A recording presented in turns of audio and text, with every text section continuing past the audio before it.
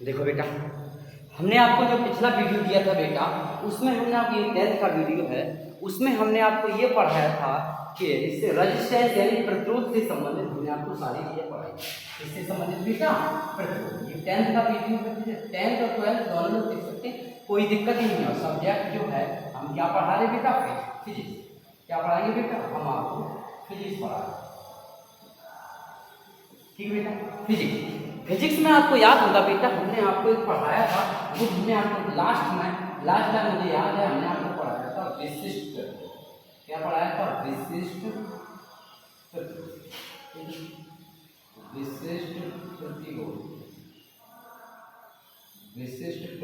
है, विशिष्ट प्रतिरोध पढ़ा।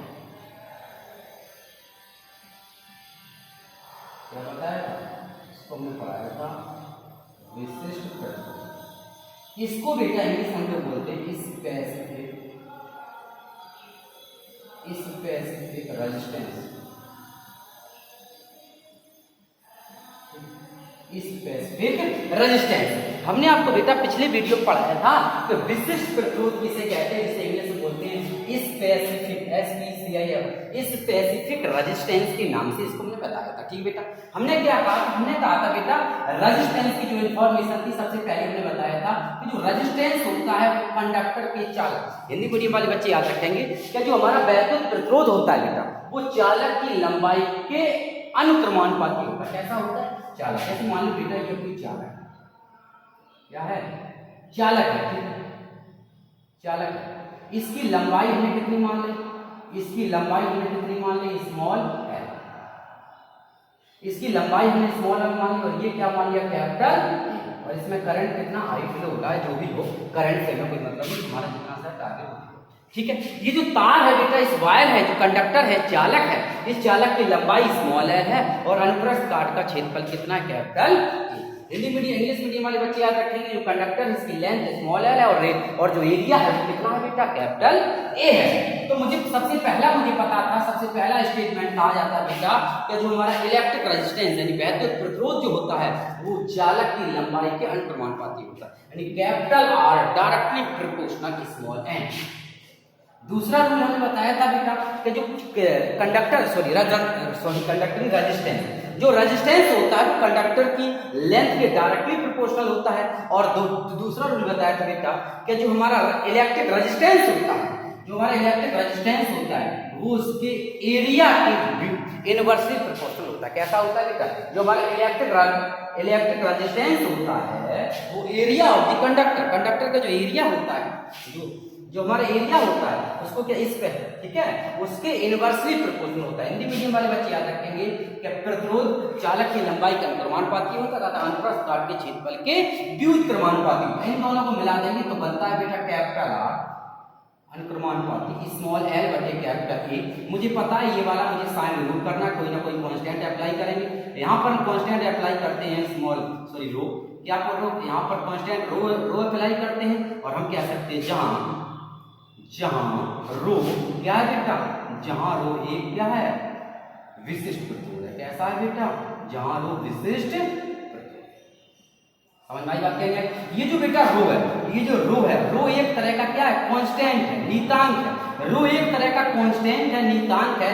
इस कांस्टेंट यानी इस नियतांक को ही हम लोग क्या कहते हैं, इसको ही हम लोग कहते हैं विशिष्ट प्रतिरोध, स्पेसिफिक रेजिस्टेंस कहते हैं। ठीक है, इसके मात्रा की बात करें, सिंपल बात है, रो इसका मात्रा क्या होगा बेटा, ओम।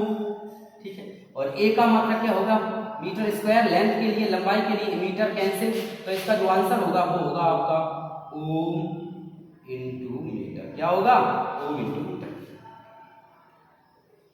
क्या होगा बेटा, ओम इंटू मीटर। क्लियर बात।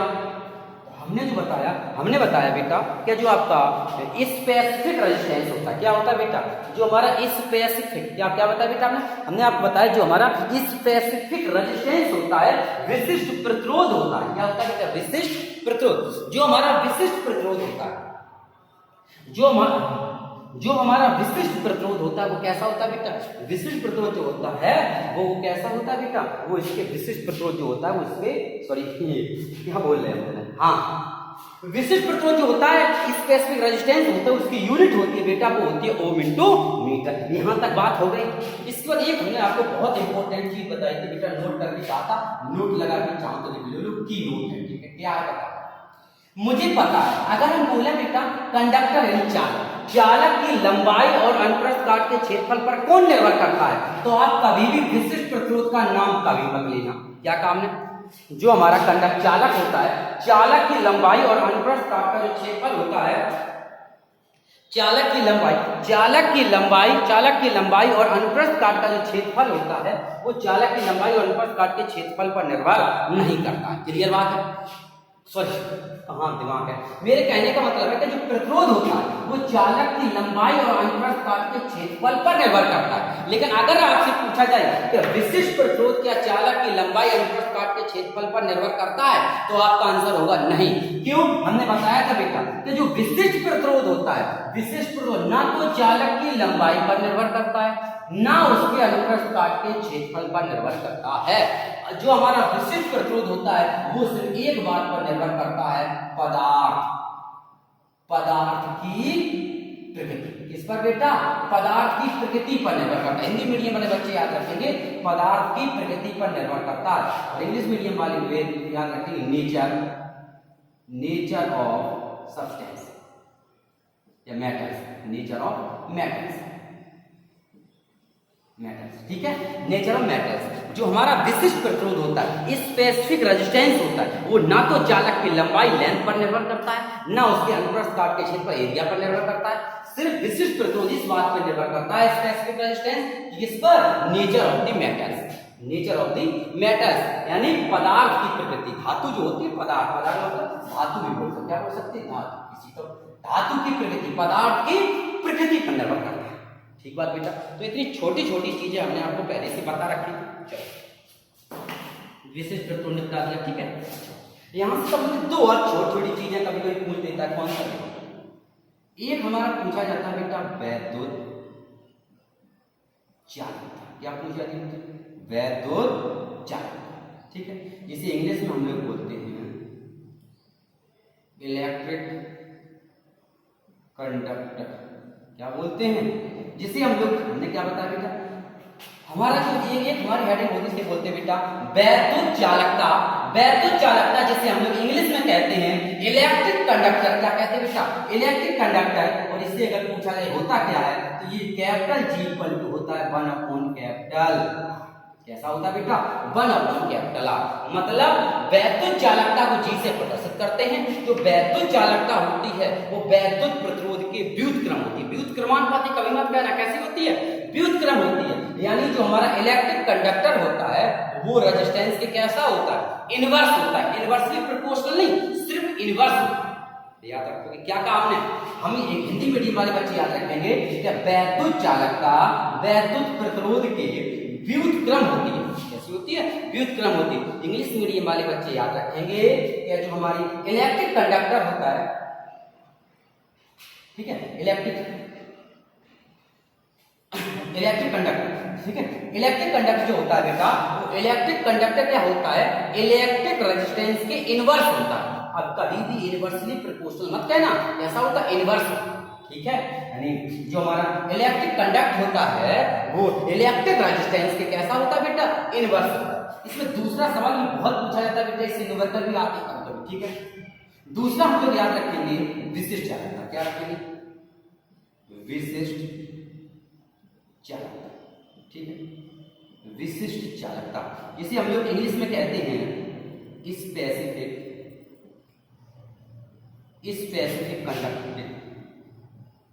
कंडक्टेंस। क्या बताया हमने? हमने कहा है विशिष्ट चालकता, विशिष्ट चालकता, विशिष्ट चालकता, सही है। विशिष्ट चालकता, विशिष्ट चालकता, विशिष्ट चालकता स्पेसिफिक रेजिस्टेंस। क्या बता रहे? विशिष्ट चालकता स्पेसिफिक रेजिस्टेंस। क्लियर बात या नहीं? ठीक है, चलो विशिष्ट चालकता की हम बात करते हैं तो इसे हम बोलते हैं स्पेसिफिक कंडक्टर, कंडक्टेंस, ठीक है। तो जो हमारी विशिष्ट चालकता होती है, स्पेसिफिक कंडक्टेंस होता है, वो होता क्या है बेटा, हम लोग याद रखेंगे बेटा कि विशिष्ट चालकता बराबर होता है 1/ρ, सिग्मा बराबर 1/ρ। विशिष्ट चालकता को हम सिग्मा से प्रदर्शित करते हैं। जो हमारी विशिष्ट चालकता होती है वो विशिष्ट प्रतिरोध के व्युत्क्रम होती है। कैसी होती है?